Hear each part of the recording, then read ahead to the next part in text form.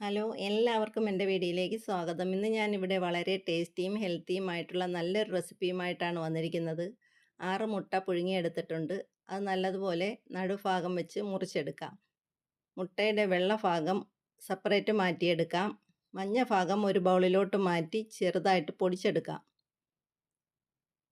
ഒരു സ്പൂണോ ഫോർക്കോ കൊണ്ട് നല്ലതുപോലെ പൊടിച്ചെടുക്കാം. ഇതുപോലെ ഉടച്ചെടുക്കാം. ഉടച്ച് പൊടിയായിട്ട് വരുമ്പോൾ ഇതുപോലെ ഇരിക്കും. ഒരു ബൗളിലേക്ക് അരക്കപ്പ് അളവിൽ കടലമാവ് ഇട്ട് കൊടുക്കാം. അതിലേക്ക് 1 ടീസ്പൂൺ കുരുമുളക് പൊടി ഇട്ട് കൊടുക്കാം. ഒരു നുള്ളു ഉപ്പും കൂടെ ഇട്ട് നല്ലതുപോലെ കുഴച്ചെടുക്കാം. കുറേശ്ശെ വെള്ളം ഒഴിച്ച് കുഴച്ചെടുക്കാം. അതിലേക്ക് അരക്കപ്പ് അളവിൽ മൈദാമാവും കൂടെ ചേർത്ത് കൊടുക്കാം. അത് നല്ലതുപോലെ ഒന്ന് മിക്സ് ചെയ്യാം. കുറേശ്ശെ വെള്ളം ഒഴിച്ച് വേണം കുഴച്ചെടുക്കാൻ. അരക്കപ്പ് അളവിലുള്ള വെള്ളം മതിയാകും. ഇതാണ് അതിൻ്റെ കൺസിസ്റ്റൻസി. ഇതുപോലെ കുഴച്ച് വെച്ചതിന് ശേഷം ഒരു പാൻ അടുപ്പിൽ വയ്ക്കാം. അതിലേക്ക് 1 സ്പൂൺ എണ്ണ ഒഴിച്ച് അതിലേക്ക് കടലമാവ് ഇട്ട് കൊടുക്കാം. 1/4 കപ്പ് കടലമാവാണ് ഇട്ട് കൊടുക്കുന്നത്. ലോ ഫ്ലെയിമിൽ വെച്ചിരിക്കണം.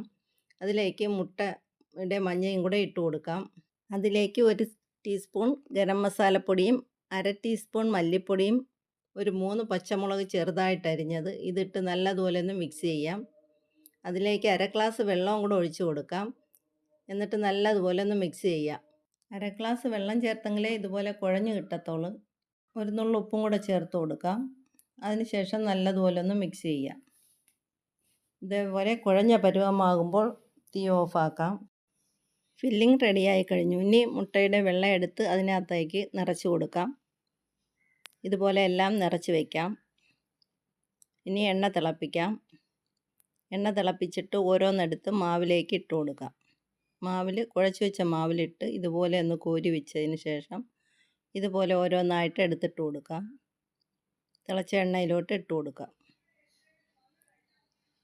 ഇതുപോലെ എല്ലാം ഇട്ട് കൊടുത്ത് മൊരിച്ചെടുക്കാം. വളരെ ടേസ്റ്റി ആയിട്ടുള്ള നല്ലൊരു റെസിപ്പിയാണ്.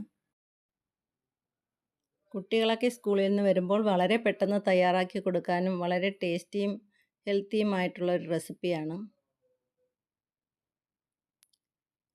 ഇത് മൊരിഞ്ഞ് വരുമ്പോൾ മറിച്ചിട്ട് കൊടുക്കാം. മറിച്ചിട്ടതിന് ശേഷം തിരിച്ച് മറിച്ച് വിട്ട് നല്ലതുപോലെ ഒന്ന് മൂപ്പിച്ചെടുക്കണം. ഇതിപ്പോൾ റെഡി ആയിട്ടുണ്ട്. ഇത് പാത്രത്തിലോട്ട് മാറ്റാം. ബാക്കിയുള്ളതും കൂടെ ഇതുപോലെ മൊരിച്ചെടുക്കാം.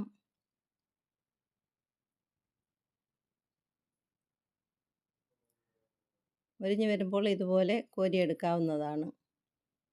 പിന്നെ ഫില്ലിങ്ങിൻ്റെ ബാക്കിയുള്ളത് ഇതുപോലെ ചെറിയ പിടിയായിട്ട് ഉരുട്ടിയെടുക്കാം. ചെറിയ ചെറിയ പിടിയായിട്ട് ഉരുട്ടിയെടുത്തിട്ട് കുഴച്ച് വെച്ച മാവിൻ്റെ ബാക്കിയുള്ളത് അതിലിട്ടൊന്ന് ഉരുട്ടിയെടുക്കാം. ഇതുപോലെ ഒന്ന് ഉരുട്ടിയെടുത്തതിന് ശേഷം എണ്ണയിലോട്ടിട്ട് മൊരിച്ചെടുക്കാം. ഇവിടെ 2 ഇനം പലഹാരം ഇപ്പോൾ തയ്യാറായി കഴിഞ്ഞു. ഇഷ്ടപ്പെട്ടാൽ ലൈക്ക് ചെയ്യാനും ഷെയർ ചെയ്യാനും കമൻറ്റ് ചെയ്യാനും മറക്കല്ലേ. എല്ലാവർക്കും എൻ്റെ താങ്ക്സ്.